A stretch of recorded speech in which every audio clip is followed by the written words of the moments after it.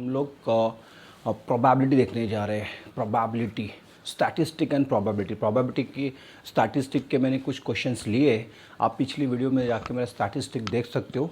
आज मैं आपको प्रोबेबिलिटी बताने वाला हूँ। सो बेसिक जो है प्रोबेबिलिटी का, आप 10th स्टैंडर्ड में आपने पढ़ा है। बेसिक में आता है सैम्पल स्पेस, आउटकम, देन इसके बाद इवेंट। तो ये सारी चीज़ें जो है आपकी बेसिक में आती है। तो मैं आज बेसिक आपसे डिस्कस नहीं कर रहा हूँ। I am discussing the most IMP, most expected question of probability जो आपको जेईई मेंस में पूछे जा रहे हैं। तो बच्चों, आपको ये प्रोबेबिलिटीज़ के जो क्वेश्चन है ये आपको बहुत अच्छे से करना है। अच्छा, प्रोबेबिलिटी में आपको करना क्या है? तो इस चैनल पे यही होता है। आपको प्रोबेबिलिटी में क्या पढ़ना है, इस चैनल पे आपको यही बताया जाता है कि किसी भी चैप्टर से कौन से एरिया आपको अच्छे से करना है और कौन सा एरिया कम करना है। बेटा स्किप नहीं करना है। आपको यहाँ बताया जाता है किसका वेटेज ज़्यादा है और किसका कम। पढ़ना आपको पूरा है बेटा, कोई पोर्शन आप स्किप नहीं करोगे। ठीक है। सो मैं आपको एक एरिया बताने जा रहा हूँ जहाँ से 80% चांसेस है जेईई आपको क्वेश्चन पूछेगा। And that area is a binomial distribution. Binomial distribution से डेफिनेटली एक क्वेश्चन आएगा। 2020 में आपको बहुत सारे क्वेश्चंस जो है ये बाइनोमियल डिस्ट्रीब्यूशन से आए हैं। सो बाइनोमियल डिस्ट्रीब्यूशन को मैं बीडी बोलता हूँ। तो शॉर्ट में मैं इसको भी बीडी बोलूँगा, तो आप कंफ्यूज नहीं होगे कि सर बीडी बीडी क्या बोल रहे हैं। BD means binomial distribution. So BD में आपको सबसे पहले बीडी का PMF, प्रोबेबिलिटी मास फंक्शन, ये पता होना चाहिए। ओके स्टूडेंट, तो सबसे पहले मैं क्या करता हूँ, एक बीडी का डेफिनेशन यहाँ पर बताता हूँ आपको। डेफिनेशन बीडी का PMF कैसे होता है, कैसे आपको किसी रैंडम वेरिएबल का PMF लिखा जाता है बाय यूजिंग बीडी। ठीक है। So consider a random variable x that follow binomial distribution with parameters n and p, then PMF of x is given by P of capital X equals to small x, or P of x is equal to NCX P की power x into Q की power n minus x. Here Q lie between 0 to 1 and Q is always 1 minus P and x varies from 0 to n. इतना बच्चों आपको ये PMF का formula learn करना होता है। ठीक है। मैं आपको थोड़ा शॉर्ट में एक्सप्लेन कर दूं कि यहाँ पे जो P होता है ये इंडिकेट करता है प्रोबेबिलिटी ऑफ सक्सेस। Q यहाँ जो इंडिकेट करता है ये इंडिकेट करता है प्रोबेबिलिटी ऑफ फेल्यूर। किसी भी इवेंट के दो ही चांस है, सक्सेस और फेल्यूर। तो सक्सेस जो पार्ट है उसको आप P से डिनोट करोगे, फेल्यूर जो पार्ट है उसको आप Q से डिनोट करोगे। ओके। और यहाँ जो स्मॉल n लिया है that is number of trial. Number of trials, trials means what? आप जो एक्शन करते हो, सपोज आपने कॉइन को 6 टाइम्स टॉस किया है। कॉइन को क्या किया है? 6 टाइम्स टॉस किया है, दैट इज ट्रायल। सो वहाँ इस केस में n की वैल्यू जो रहेगी ये 6 रहेगी। ओके। तो आपको एक्शन देखना होता है। एक्शन जो होता है आपका वो n होता है। So okay student, n is number of trials, p is probability of success and q is probability of failure. इसीलिए ना यहाँ लिखा गया है NCX p की power x, that is success. अब सक्सेस के बाद जो बच जाएगा that is failure. So n minus x। मैं आपको इसको डिटेल में एक्सप्लेन करूँगा जब मैं इसकी वीडियोस बनाऊंगा। तो बेसिक में जब प्रोबेबिलिटी का लूँगा तो वहाँ पर मैं आपको उसको डिटेल में एक्सप्लेन करूँगा। आप जस्ट अभी इसको क्या करोगे, probability of success that is x and probability of failure जो बच जाएगा that is n minus x। और एक चीज़ समझने की यहाँ पर, जो प्रोबेबिलिटी ऑफ सक्सेस है it will always lies between 0 to 1। Okay. And Q equals to 1 minus P and x varies from 0 to n।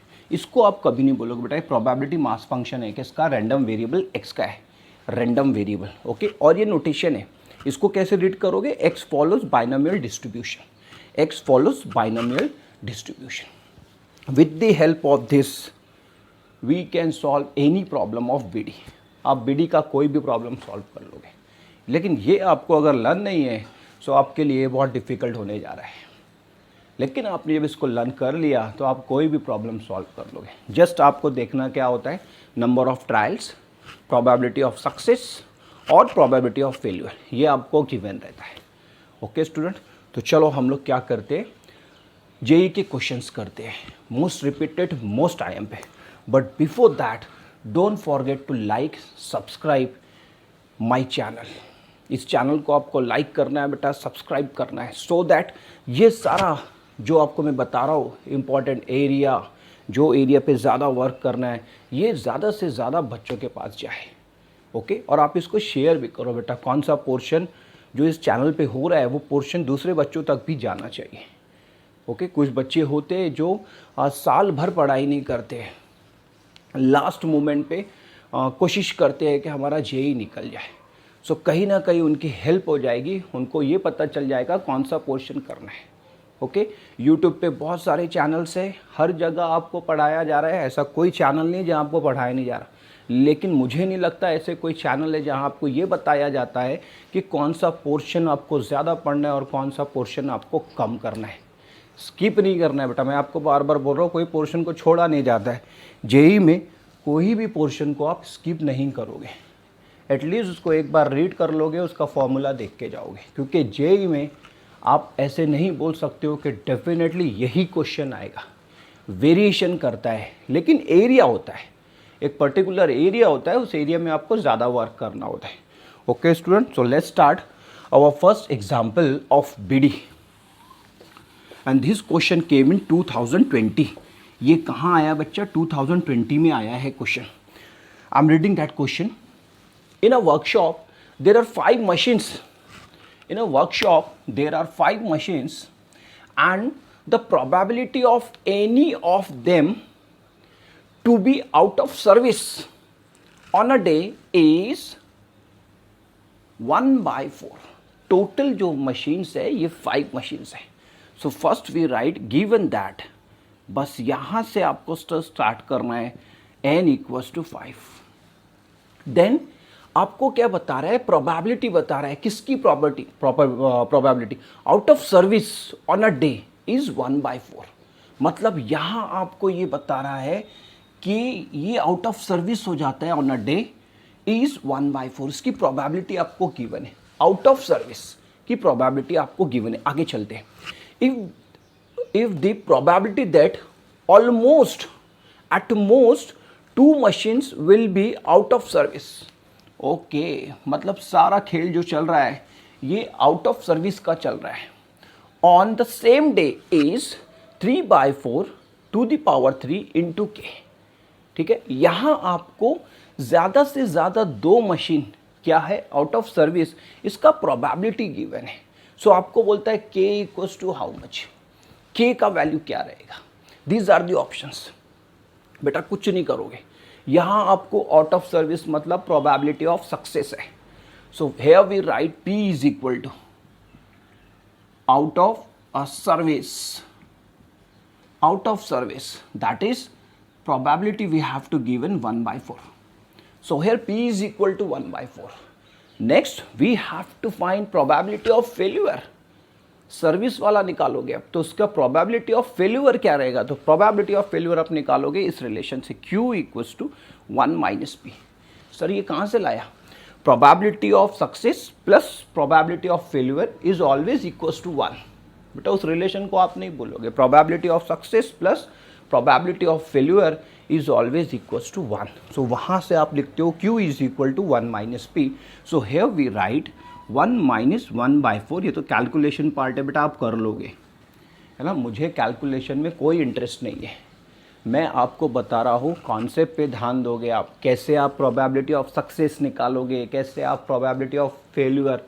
Success है आउट ऑफ सर्विस, तो सर्विस क्या रहेगा, ये रहेगा प्रोबेबिलिटी ऑफ फेल्यूर। तो यहाँ आपसे बात कर रहा है आउट ऑफ सर्विस का प्रोबेबिलिटी गिवन है, almost, at most, at least, ये जो वर्ड्स है ये आपको बहुत अच्छे से इस पर काम करना है। जैसे यहाँ पे एट मोस्ट बोला है, ज़्यादा से ज़्यादा, एट मोस्ट, ठीक है, मैं बताऊंगा इसका नोटेशन क्या आएगा.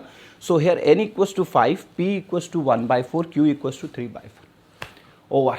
And what we have to given, we have to given that the probability at most 2 machine. So here we write, बस इस क्वेश्चन का ट्विस्ट आने वाला है. एट मोस्ट का मतलब ये होता है बेटा ज़्यादा से ज़्यादा 2 और कम से कम कुछ भी चलेगा. एट मोस्ट 2 मशीन और इसका प्रोबेबिलिटी आपको गिवन है. एट मोस्ट का प्रोबेबिलिटी आपको गिवन है 3/4 की power 3 into k, and we have to find k. So just आप क्या करोगे, p ऑफ x लेस और इक्वल टू 2. अब 2 से छोटे कौन कौन से आने वाले, 0 आने वाला है, 1 आने वाला है और इक्वल टू 2. सो यहाँ आप ऐसे लिखोगे, therefore p x equals to 0 और x इक्वल्स टू 1 और x equals to 2 is equal to 3/4 की पावर 3 इंटू के. बस बेटा यहाँ पर अब PMF का फॉर्मूला लगा दोगे, यहाँ PMF लिख लोगे x का, ठीक है. तो 3 टर्म्स आने वाली, 3 टर्म्स आएगी.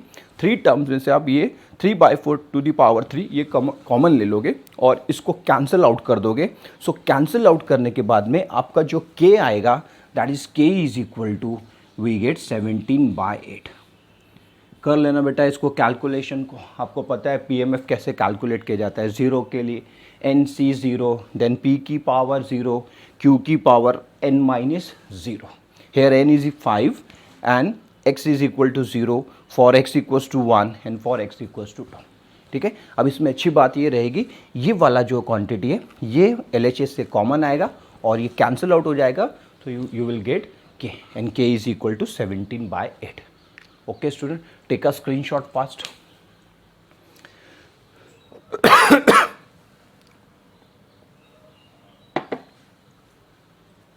यस, चलो अब सेकंड क्वेश्चन देखते हैं.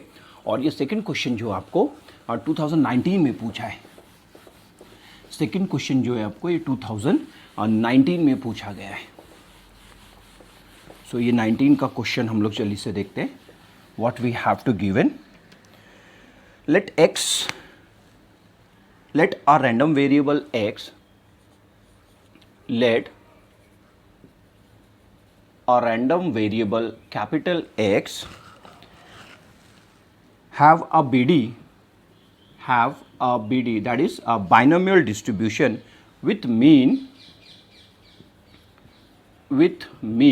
is equal to 8 and variance is equal to 4 if p of x is less or equal to 2, less or equal to 2 is equal to k upon 2 raised to the power 16, then k equals to question mark. ध्यान से देखना बच्चा, कैसा pattern है JEE का, क्या आपको JEE क्या करवा रहा है. देखो आप 19 में ये पूछा गया, 20 में आपको बीडी पे क्वेश्चन डाला गया. ओके, अब यहाँ आपको एक चीज़ पता होना चाहिए. क्या पता होना चाहिए, mean of BD. The mean of BD is denoted by E of X. पहली बात तो आपको ये पता होना चाहिए. And mean of BD is always NP. इसको आप कभी नहीं बोलोगे बेटा. मीन जो होता है ये n इंटू पी होता है, और जो वेरियंस होता है इसको डिनोट करते हो v ऑफ x से, और ये होता है NPQ.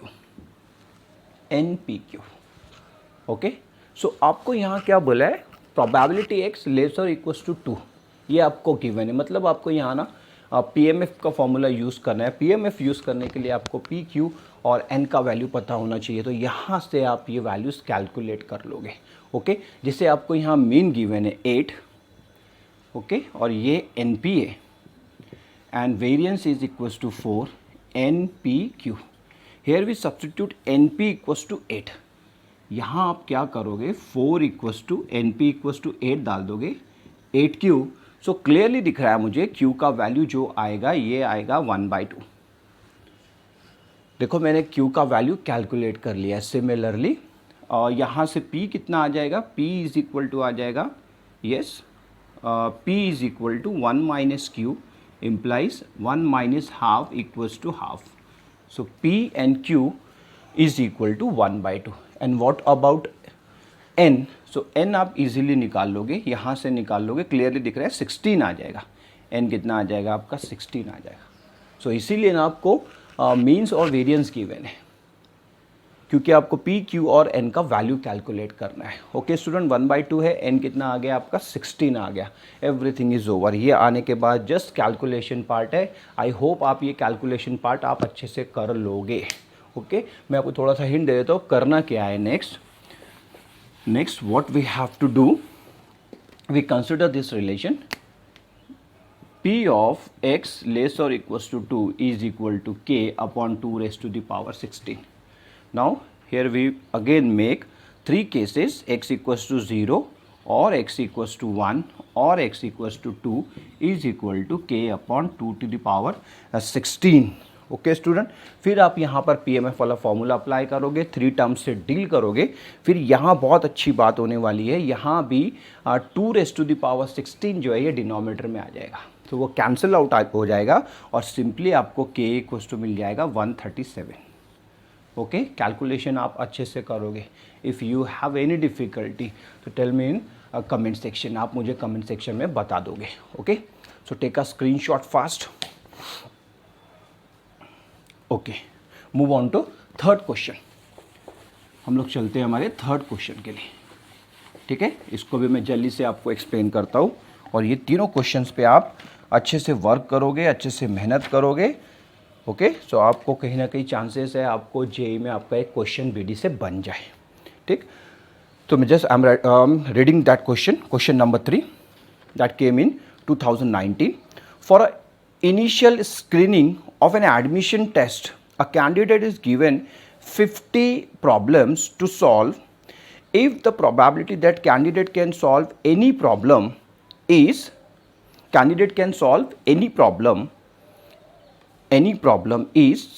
4/5. Candidate can solve. So here we have 50 problems. So we write n equals to 50.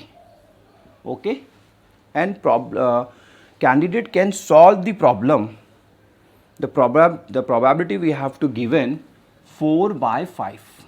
ठीक है, सो कैंडिडेट जो है ये प्रॉब्लम सॉल्व कर रहा है, इसकी प्रोबेबिलिटी हमको गिवन है 4/5। मैं आगे रीड करता हूँ, आपको समझ में आएगा।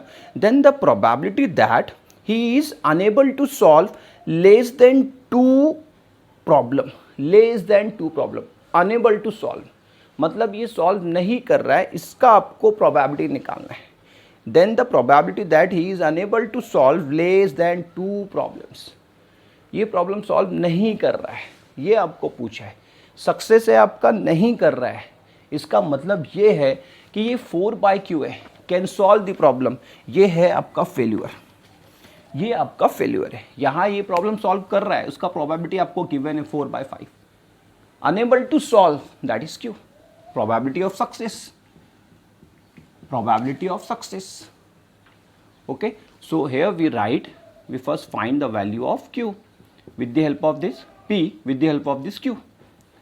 So here we get 1/5 over n equals to 50 and P equals to 1/5 and Q equals to 4/5. Now we have to find unable to solve less than 2 example. Less than 2 example. So here simply we write x is less than 2. Just you have to make calculation. P of x equals to 0 और x equals to 1. कितना simple है बेटा, 0 और 1 के लिए आपको इसको solve करना है। अब जैसे ही इसको सॉल्व करोगे you will get 4/5 raised to the power 49 into 54/5. It was one of the option. ठीक है, ये आपका एक ऑप्शन था, तो आप इस पे अच्छे से फोकस करोगे। Probability of success, probability of failure, बस आपको 2 चीज़ आज यहाँ से सीख के जानी है, probability success, probability of failure. Okay student, this is all about the binomial distribution. Tomorrow we will see more example. Okay, so जाते जाते आप इस चैनल को लाइक और सब्सक्राइब ज़रूर करें। See you tomorrow, till then bye.